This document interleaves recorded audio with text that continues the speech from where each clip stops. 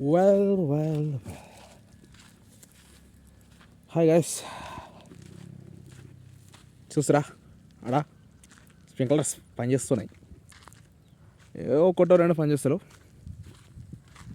And guys A time అవుతుంది? 3:05 ఏదో కొడుతుంది గైస్.